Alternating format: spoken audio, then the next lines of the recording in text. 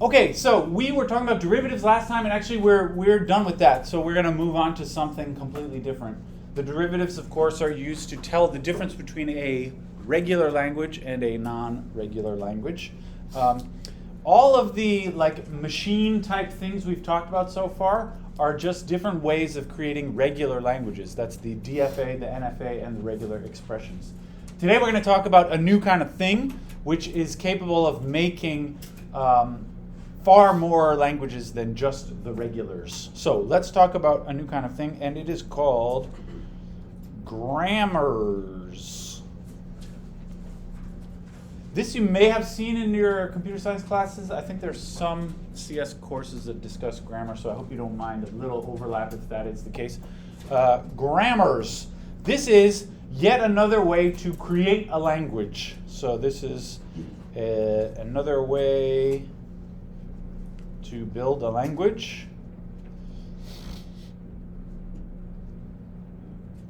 And it's not really like an NFA and a DFA in that there isn't a diagram with states and arrows, but there are kind of arrows.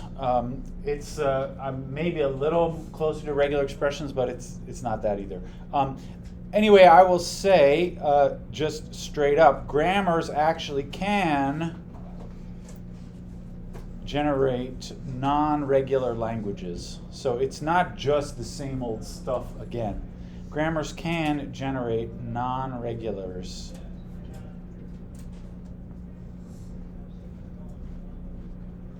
All right? They can generate many, many different types of languages. So I thought we should start off with sort of a cute, silly example, and then we'll get to some more abstract examples. But how about a grammar for English sentences?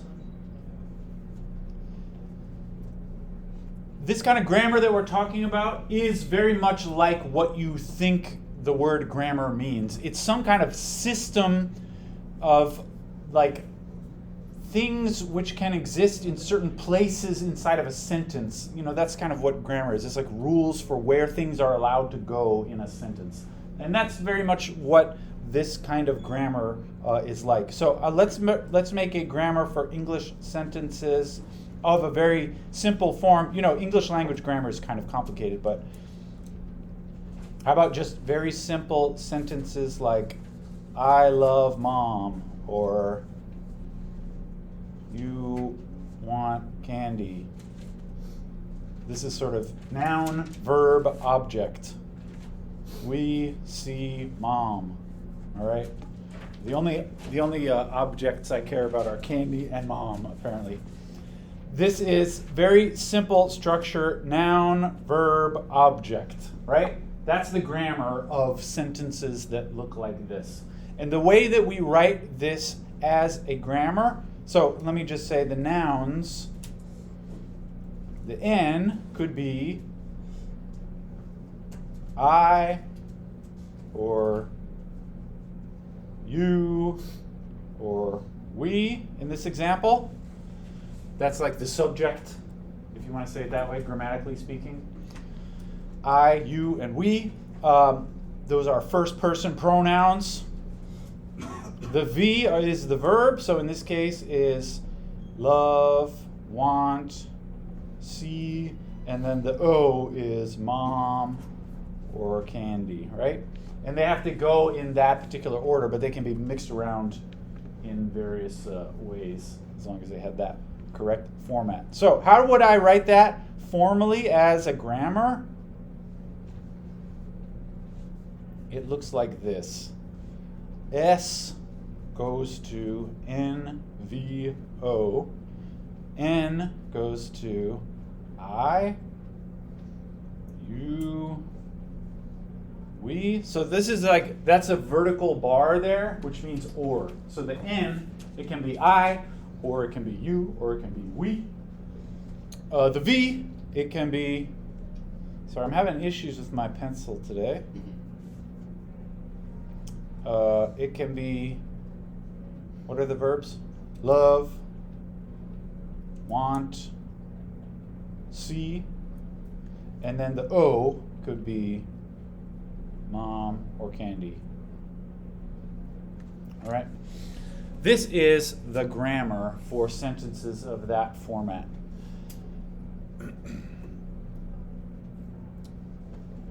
So the way that the grammar works is you start with S. S is called the starting symbol in this grammar. And then you do substitutions according to the arrows. So S can be substituted for that. And then each of the N, the V, and the O, they can be plugged in or substituted for these according to those arrows. So you start with S and then do substitutions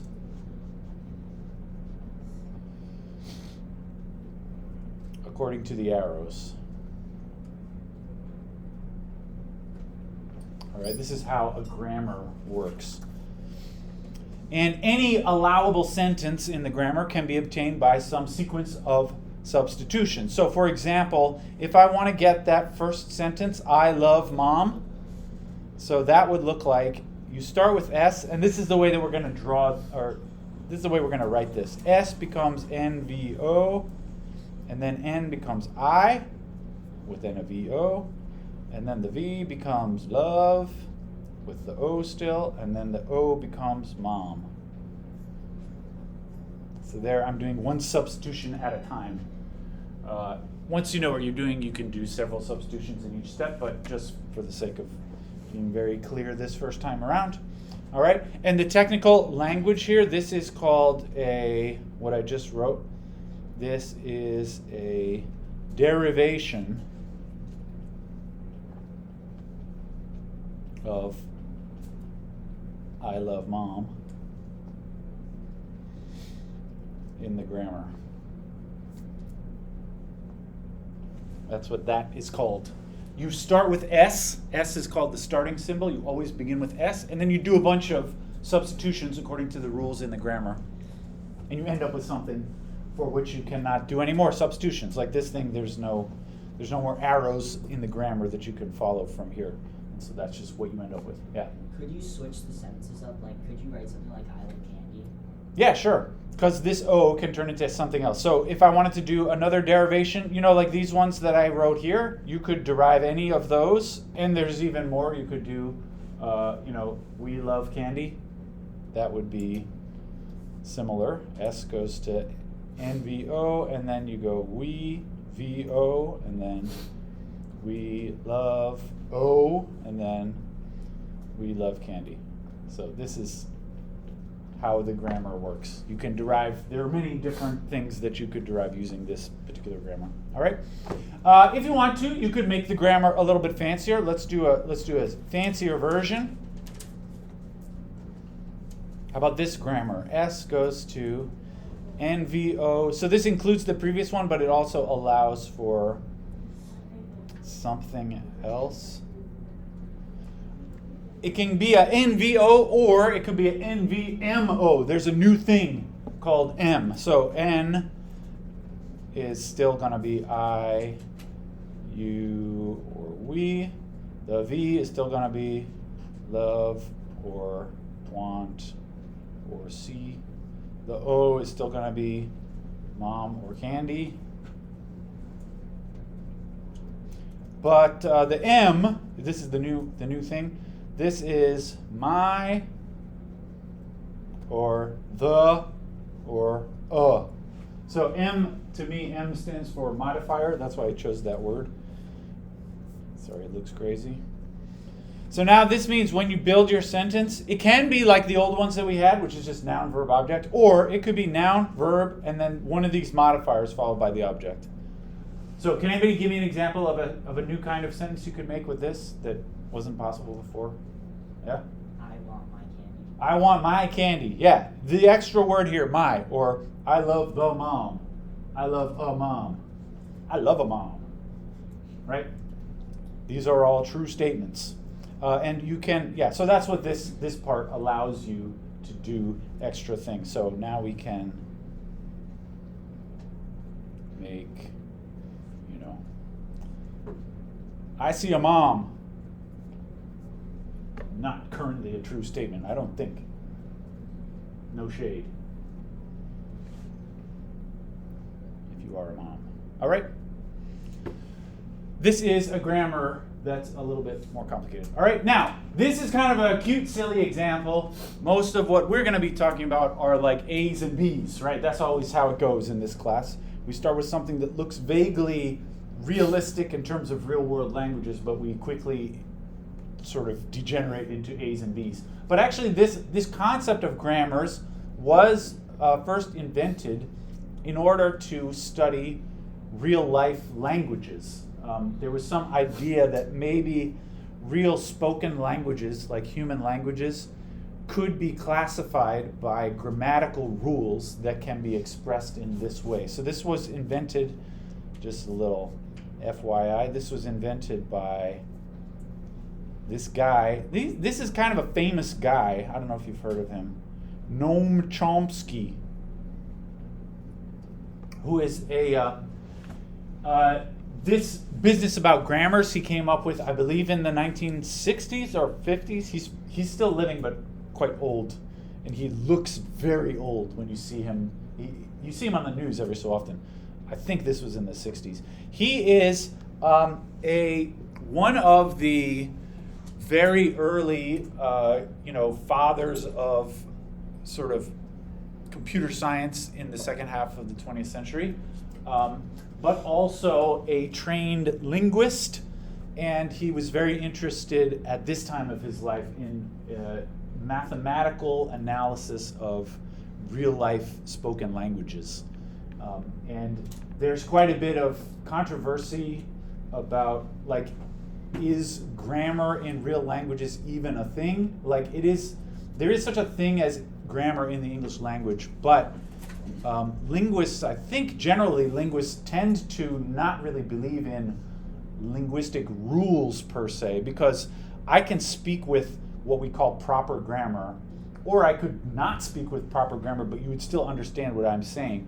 And so there's different ideas about what exactly grammar is or what it's supposed to be. But anyway, Chomsky's had this idea of analyzing grammars in this particular way. This kind of grammar approach is very common for computer languages, and most computer languages actually, like when someone creates a new programming language, they actually do sit down and write down grammar rules like this. I think next time I'll show you, like, you can look this up. There is an official grammar that looks like this for the Python programming language. It just says very specifically exactly what things are you allowed to say in a Python in a piece of Python code, and what things are you not allowed to say. There aren't really hard and fast rules like that in spoken languages, because you can say whatever you want. But in a programming language, there really are rules that are enforced by the compiler. But anyway, Chomsky nowadays has any of you actually heard of Noam Chomsky? He's like a nowadays, usually when you hear about him, it's because he's being platformed as some kind of weirdo political figure.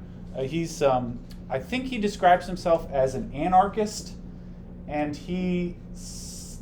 I'm not really into Chomsky in that way, but a lot of people love Chomsky, like as a man, as a figure, as a thinker, as sort of a 90-year-old influencer. Like, for some reason he says things, and there are some people who really pay attention to his big ideas about how the world should be. He's never been a real politician or anything like that, but you see him every so often in interviews. Look him up on podcasts and such.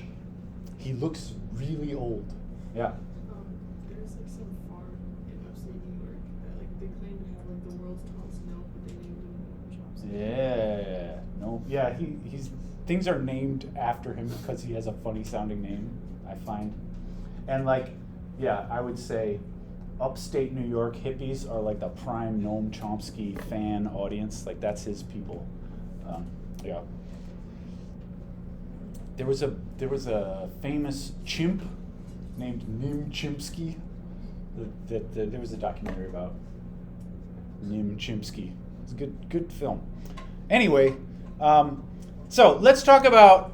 We're not really going to talk much about using this kind of grammar to analyze real languages, but how about A more typical abstract example for this class would be something like, say, I'll call this grammar G, and it looks like S goes to AS or X goes to BX or epsilon. All right, this is a more typical looking example for our purposes. And the question, as usual, is just what kinds of strings can you make by using these two grammar rules? So let me just say you always start with S, and it's always called S. This is called the starting symbol.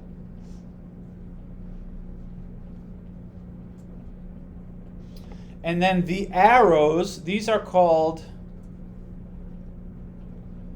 the productions, because they are each step of how you produce, you're using the arrows to eventually produce a string in your language. So those arrows are called the productions. And a whole sequence of productions to create a specific string is called a derivation, like I said before. So here's a derivation of, so in this language, I happen to know you can make AAABB. Let's see if we can do that using this grammar. So I must start with S. Now here's a little weird technicality. The author of our textbook apparently likes to use all the different arrows in his font. So in our book, they are very careful. Sorry, I scrolled too much. When you write a grammar, you use this arrow. When you are writing a specific derivation, they use that arrow. I don't really care, but I'm going to follow the convention of the book. So this kind of double arrow thing is for specific example derivations. How could I make AAABB? Well, if I want to get an A at the beginning, I'm going to go S goes to AS. That gets me the first A. Now, how could I get the next A? I could do that same arrow again. S goes to AS again. That gets me another A. So now I'm going to go AS, right? That was doing the first arrow again. The first A stays there because it was already there, but then I substituted that S, turned into a new AS, all right? Now, I want 3 A's in the beginning, so I'll do it again. Now it becomes AA and then another AS, all right? So I have my 3 A's. I'm trying to derive this string. This is just a made-up example. I'm trying to derive AAABB. I got the 3 A's. Now I want to see BB. So how do I start to make B's? I can turn the S into X, and then the X can become BX. So I'm going to now do S goes to X. So it now says AAAX. And then I'm going to use X goes to BX. So AAABX. Do that step one more time. The X again becomes BX. So now it's AAABBX. And then finally, the X can become the empty string. That the epsilon, as usual, means the empty string. So it's AAABB epsilon, which of course is the same as AAABB. And that's what I wanted to derive. All right? This is a typical derivation in a grammar. Any thoughts about that? This is not too complicated, I think. Okay, and as you might imagine, the language of G, that's a grammar. The language of G, which we write as L of G, as usual, the definition of that is all possible strings which you can create using that grammar. All right, so this is all possible strings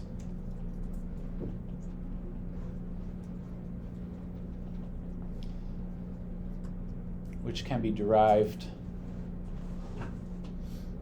using G, right? When you create a specific string, that's called a derivation. So all the possible strings which have derivations using my grammar rules. That's what I mean when I say the language of the grammar, all right? Anybody have an idea, like looking at this grammar here? What do you think, what is the language of this grammar? I'll just copy it down there.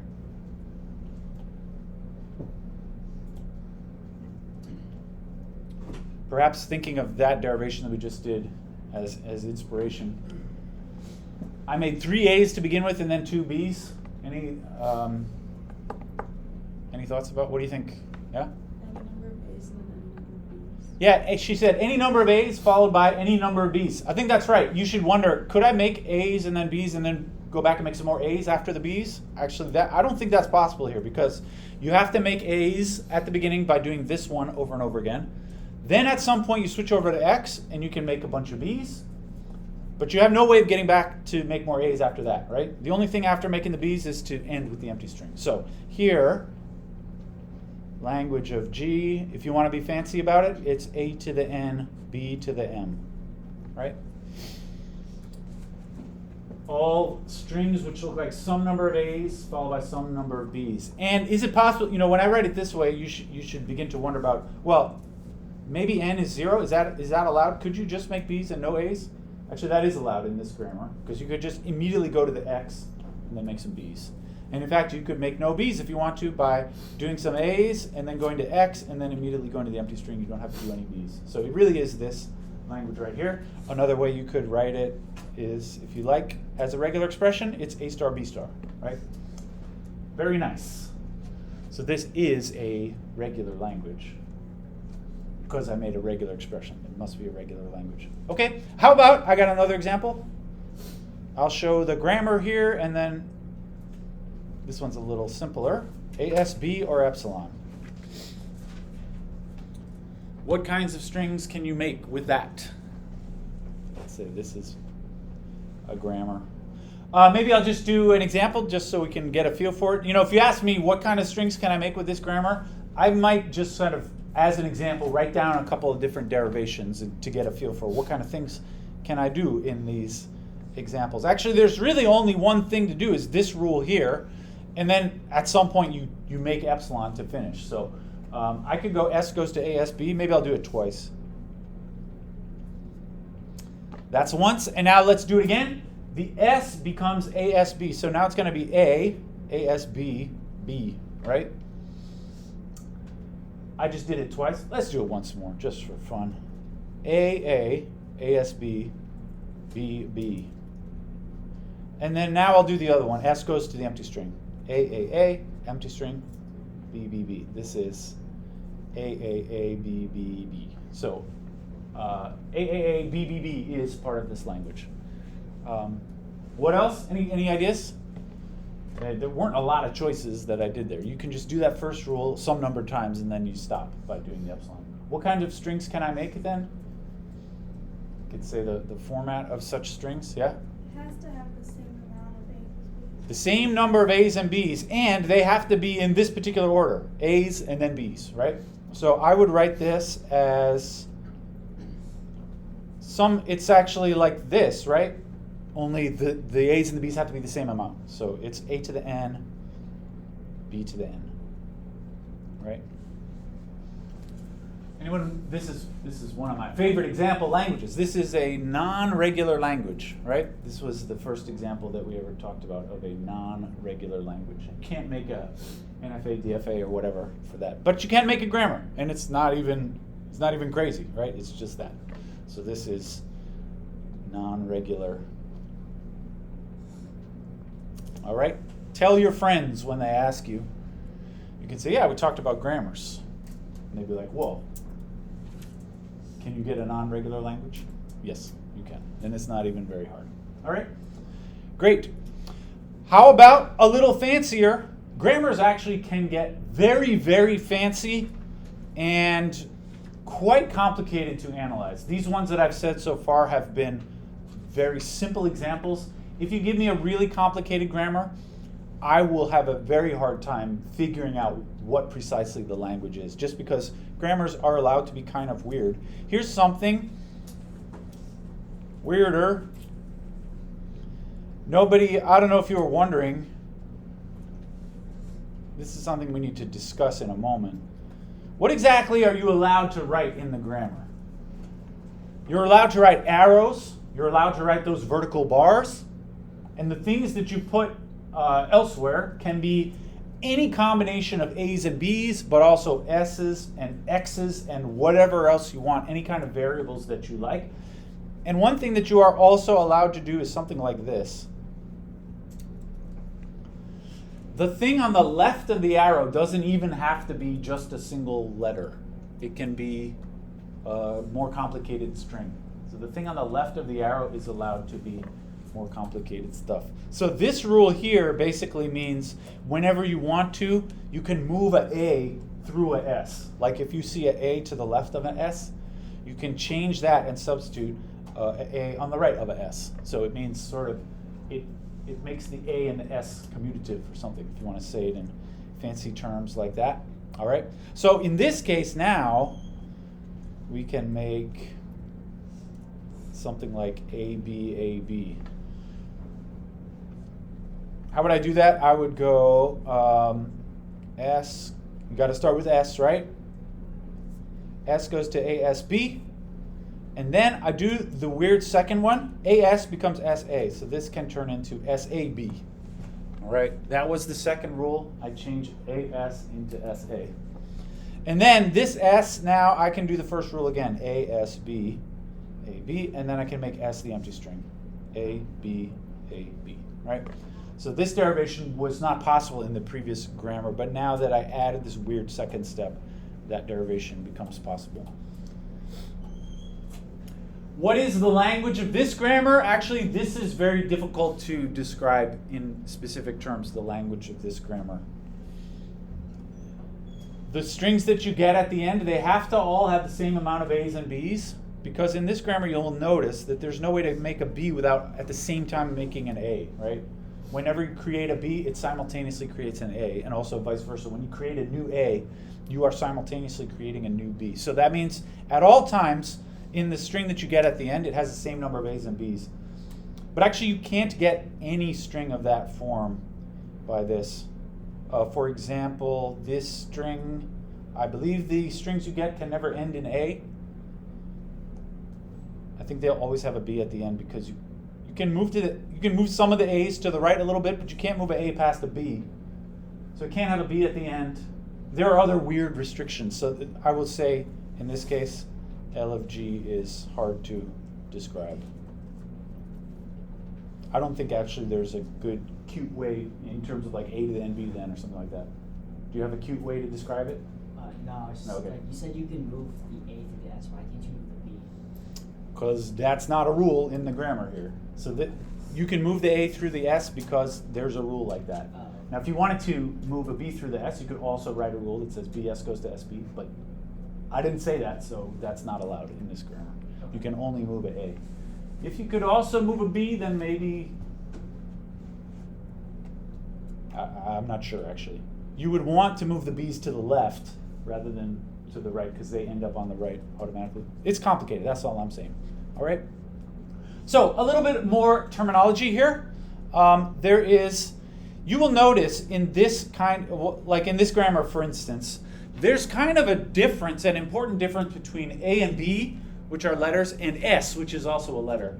And the difference is the S is not intended to end up as part of the string at the end, right? The only purpose of the S is to make substitutions, and eventually, by the time you get to the end, the S should be gone, all right? So there's language to describe this. In this case, we say A and B are called terminal symbols.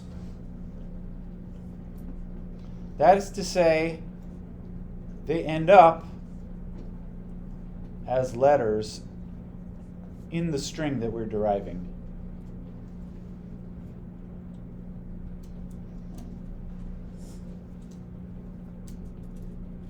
All right, but the S is not like that. The S is only used for making substitutions, and by the time you create a string, it shouldn't have the S in it anymore. And so S is called, there's not a, unfortunately not a cute name for this. It's called a non-terminal symbol.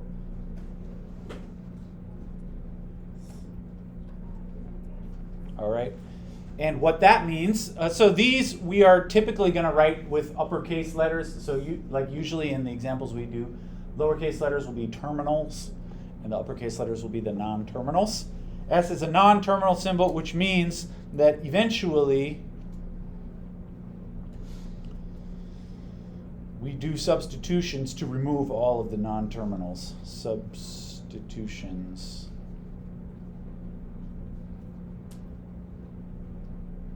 To remove all non-terminals. And they do not appear in the answers.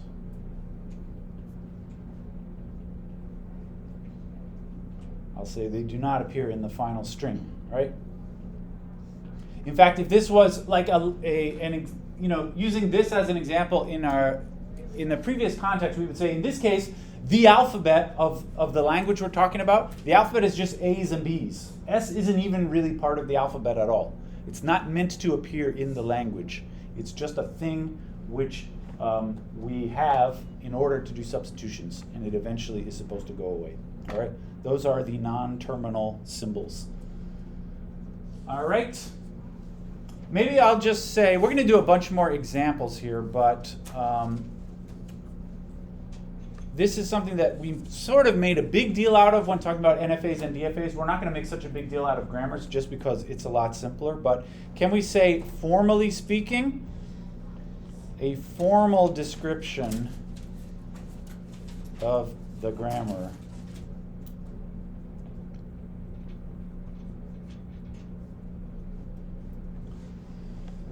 this is like the thing when you write an NFA or a DFA as a tuple of stuff, which has the states and the alphabet and the function, the transition function, all that.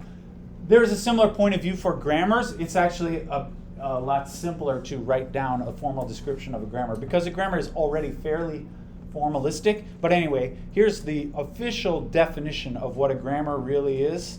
So a grammar is a tuple.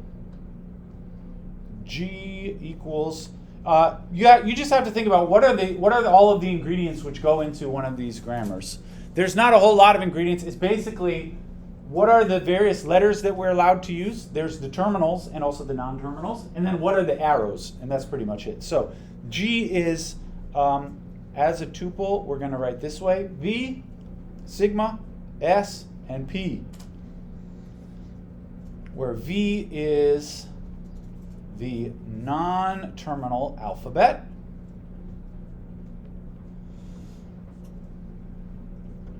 This includes like the big S, the big X, that kind of a thing.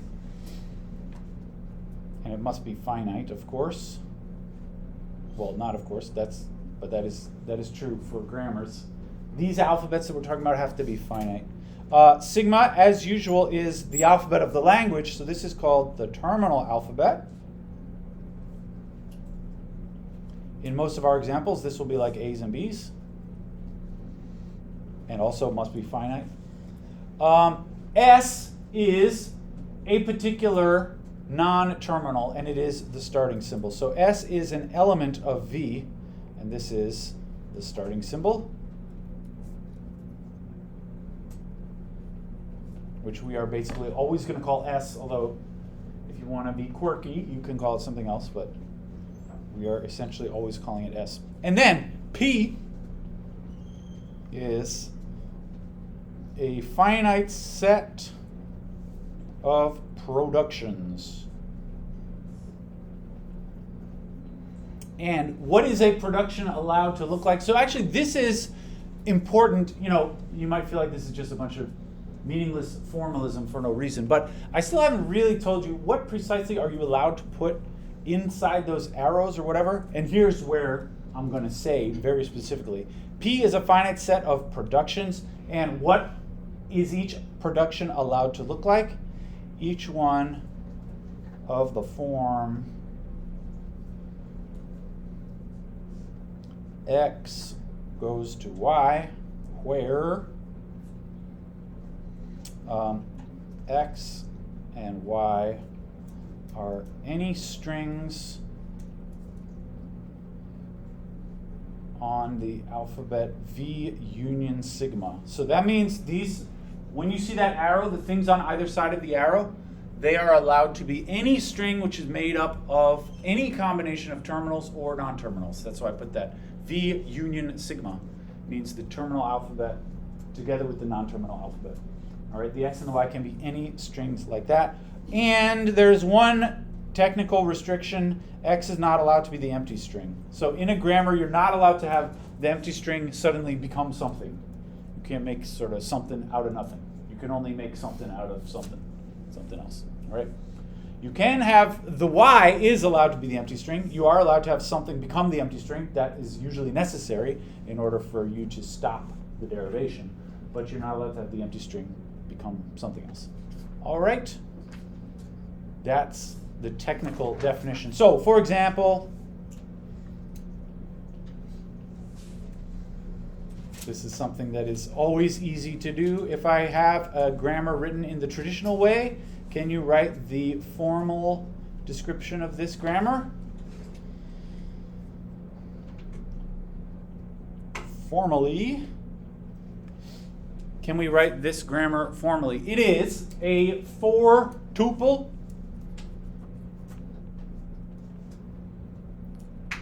G is, remember what the things are. The first thing is the non-terminal alphabet.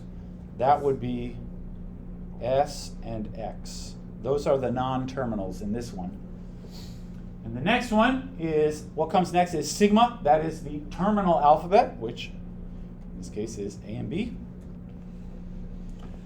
Next we have the starting symbol, which as usual, as always, is called S. And then finally we have the set of productions, and this is the most complicated part. And as usual, I'll just write P here, and then down here I'll say where P is, as a set, it's a set of all of the various productions. Now, I didn't say anything about the bar here, the vertical bar as like a special symbol. Like, does that count as part of an alphabet or something? The answer is no, it doesn't. The bar is just a shorthand. When you write this formally, you really write this what looks like one single rule is actually two rules. S goes to AS or S goes to X. That's two separate rules. So when I write this formally, the first production is S goes to AS, and then there's another one, S goes to X, and then there's another one, X goes to BX, and then another one, X goes to empty string. There you go. Those are the four productions in this example. All right.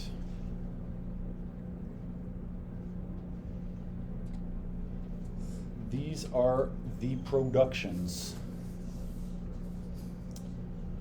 Okay, and we should also say formally what it means to be the language of a grammar. All right? In the case of NFA DFAs, I hope you remember something about the language of a DFA is something like all strings X such that delta star of X comma S is not equals or is an element of F. Remember that weird thing? Similar thing for this. Can we say what is the language of a grammar? So first of all, we write X and then this arrow Y when we can obtain Y from X by doing a single substitution. I should say production. Right? That's what this arrow means. It means X can turn into Y if you do one of the grammar productions. And sometimes it's convenient to say one thing can turn into something else after doing several different productions, like in order, not just one, but doing several. So if X can produce Y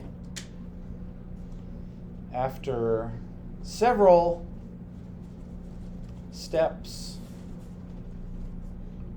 we write, this will not surprise you, X arrow star Y. As usual, the star means something like you can do that a bunch of times, right? And so this means after several steps, perhaps, X becomes Y. All right? And using that arrow with the star, you can very easily write what the definition of the language of the grammar is. the language of the grammar, L of G, it is all X, something or other, such that something or other. Anybody think you can fill in the blanks here? First of all, what is the set here that X is part of? These are strings of a certain alphabet or whatever. Can anyone say in terms of the variables we're using here?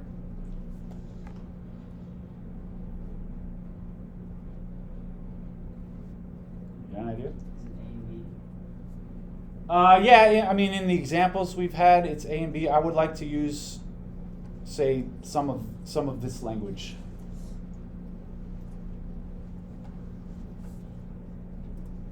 Yeah? The terminal alphabet? Yes, the terminal alphabet. So I'm going to put sigma here. Actually, it's any string in there. So I'm going to put sigma star, right? If you just put sigma, it means X is either A or B. But that's not what you mean. You mean any string which you can make using A's and B's. That's what sigma star means. Such that, can you say something over here? What does it mean for something to be in the language? It means you can start with the starting symbol and do some steps and eventually end up with this string. Can you write that? Would it be S and then the arrow with the asterisk and then epsilon? This is very close. He said S becomes epsilon. That means if you start with S, you can do a bunch of steps and you end up with the empty string. This is not quite what we want to say. Anybody have a slight variation? I'm trying to say, remember, this is the set of all X's such that something, like you should say something about X over here, right? It's all the X's, which are strings, such that, about X. It's all the ones which you can actually create X by doing a bunch of steps from the grammar. Any ideas? It's very close to this one. Yeah? Replace the epsilon with X. Yeah, this epsilon should say X. All right? So what that, in ordinary language, what that means is you can start with S and create X, which is exactly what we're talking about. The language of the grammar is all the strings which you can create using the grammar if you start with S. That's exactly what that says. All right, this is the formal interpretation. We got about 15 minutes left. I just would like to talk about some simple examples, and then we'll do some fancier kinds of examples next time. I would like to start off by talking about regular languages, and can we make a grammar for regular languages? We've seen already that some of the languages that you get from a grammar, sometimes it is regular, sometimes it is not regular. You can make non-regulars. That doesn't necessarily mean that you could make any regular language, though. I mean, maybe there's some weird regular languages that you can't make a grammar for. Although it turns out, actually, all regular languages have a grammar.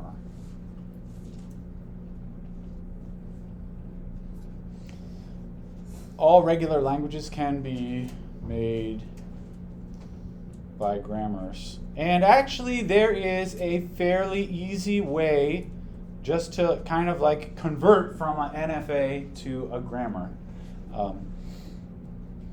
So this is how, if I asked you to convert a regular language, or to give me a grammar for a regular language, one way to do it is first make an NFA for that language, and then convert that into a grammar in the way that we're about to describe. So actually, it's easy. If you remember how to do this, it's not much of a process at all. Easy to convert NFA to grammar. For example, here is NFA.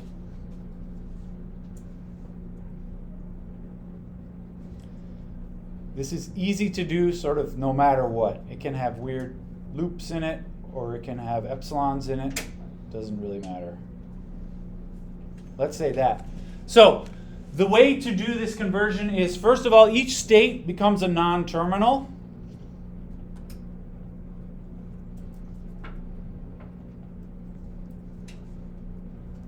And the starting state becomes S, the starting non-terminal symbol.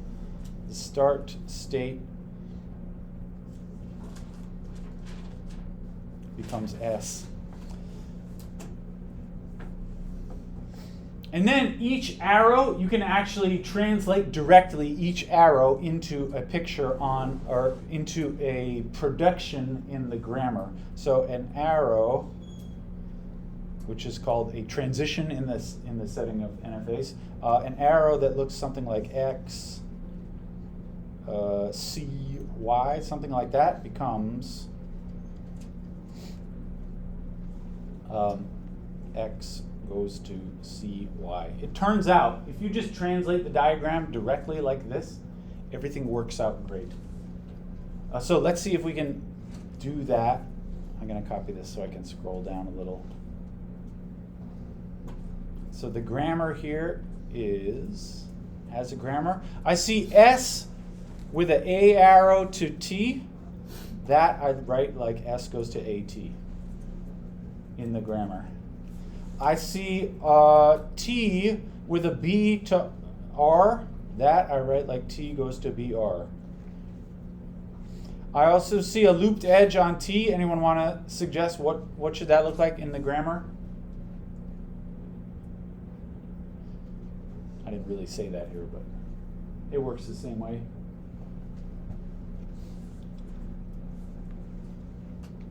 Yeah? BT. Yeah, T goes to BT, right? That's what this arrow does. You always take the sort of the origin goes to, and then the letter followed by the target of the arrow. So T goes to BR, can I write it this way? Or BT. And then also, so those are 2 arrows from T. Oops. And now I have 3 arrows from R. There's the A here, and this epsilon. So the first A there would be R goes to AR. Or I also have R goes to epsilon S, which I could just write as S, or R goes to AS, like that. So those are the arrows from R. And this is the whole grammar. There's actually one more thing. There's one detail about this which has not been expressed at all in the grammar. Anybody see something missing here? Yeah? Yeah, like how do we indicate that this T is an accepting state over here? Maybe you have an idea for that? It kind of means that when you're going through the diagram here, if you end up at T, you can actually sort of stop there and your word is finished, right? Your string has been completely created at that point. Yeah. Do you also just add epsilon? Yeah. So what do you mean by add epsilon? Like do the line next to BT. Yeah, here. T can also become epsilon. This indicates that if you're at state T, you can stop, right? That's what this production means. So the full set of rules about this is up here what I said. An arrow like this becomes this. And then maybe I'm going to try and squeeze this in to complete the description here. Any accepting state, if it was, for instance, a state that looks like that, also gets X goes to epsilon, right? That's how you keep track of the accepting states. It's because accepting state means that your string can actually end at this point. And so you are allowed to make X go to epsilon. All right. This is all there is to say about converting an NFA into a grammar. Can we just to prove, I mean, I'm not going to actually like mathematically prove that this is correct, but can we just observe sort of on the diagram here, if I go all the way around, A, B, A, that should be accepted here, right? So A, B, A, B, A is accepted. And on the diagram, the way you would do that is you go here. I hope you're watching my little dot. A, B, A, right? You can follow with your finger. Now, what does that look like if you were to draw a grammar derivation? So in the grammar, how could you write a grammar derivation? I would say do it with your finger on the diagram, and then do those same steps in that same order in the grammar. So I'm going to begin, obviously you have to start with S, all right? And actually in this grammar, the only thing you can do with S is S goes to AT. So I guess my first step is kind of predestined. I have to do S goes to AT. But next in the grammar, I actually have several different choices for what to do with the T. How do I know which step I should do next? You do what your finger does. If you were just running through the diagram, doing A, B, A, I would go A first, and then B makes me go T down to R. So the next step I should do should be T goes to BR. So now it says A, BR. What's the next step? On the diagram, it would have been R goes to S by using the A on this arrow. And so I'm going to do that grammar step. R goes to AS. A, B, AS is what it says now. And then finally, what I would have done on the diagram is A one last time to go back to T. So I do that same step in the grammar. S goes to AT. So this now goes A, B, A, T. And then finally, as a technicality, because I'm now done with the string, I'm at this accepting state, I turn T into the empty string, and I'll be done with my grammar derivation. What? A, B, A. Nothing. All right? So to do a specific derivation on this grammar is equivalent to just following the arrows in the diagram in the same order. All right? Let's just look at one more example here. One of my favorite NFA, DFA examples is this one. Sorry. This is, here the alphabet is zeros and ones.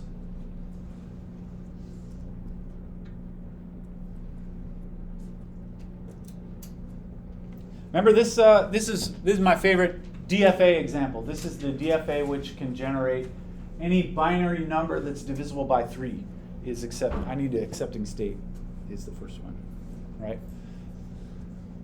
This DFA generates any binary number which is divisible by 3. That means we can make a grammar for the same thing, all right? Make an equivalent grammar.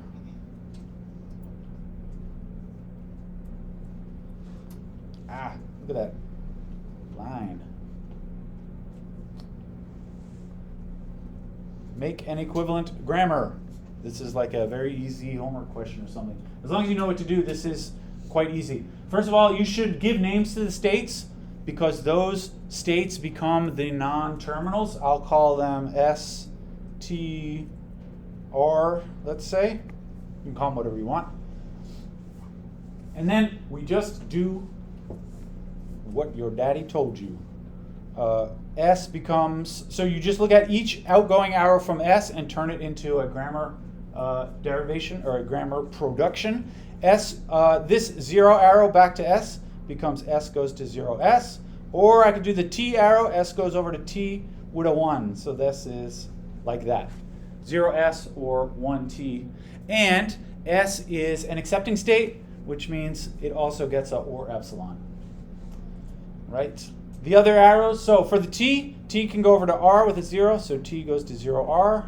T also can go back to S with a 1, or 1S. And then R goes to 1R. Sorry about this. I see there's a box of black latex gloves. Maybe I should put those on. I feel it's creepy when somebody wears those black rubber gloves. I don't know. There's a bunch of tours walking by today. I don't want them to. Are any of you guys tour guides? Would it be sketchy if you walked by and there was a professor wearing rubber gloves? I don't know. R goes to 1R or 0T. That's it, right? This is our grammar. So this grammar can generate any binary number which is divisible by 3. I think that's kind of cute. All right. All of this should convince you that any NFA can be converted into a grammar. What that means in terms of languages, I will just say, I'll write this as a theorem. We're not going to do the proof. I mean, it's because all of this stuff works that this is true. Any regular language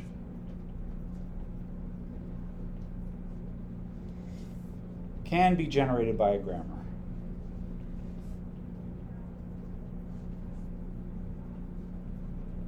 Right? Is the same true the other way around? The converse of that would say anything you can make by a grammar is regular. Is that true? No. We've already said, like for instance, A to then, B to then, you can make on a grammar, but that is not a regular language. Another way of saying that is, so this is true because, I'll just say, since we can convert NFA to grammar. The other way around, conversion is impossible, though. You cannot convert an arbitrary grammar into an NFA. That's because some grammars make non-regular languages. So you couldn't possibly make that into an NFA if its language was non-regular. So we can convert NFA to a grammar. I will say it's not possible in general, not generally possible to convert the other way around, grammar to NFA. That's because some languages which you can make with a grammar are not regular, which means you can't make an NFA out of them. All right? And I think I will leave it at that for today. Thank you for your attention. Next time we'll have some more examples for you all to try. Sorry to just have you sit there the whole time this time around. Check out that homework. Do it tonight if you want to. If you don't feel like it, I guess you can do it over the next few days. Those of you who do it tonight, I'm going to try and grade them tomorrow as I usually do.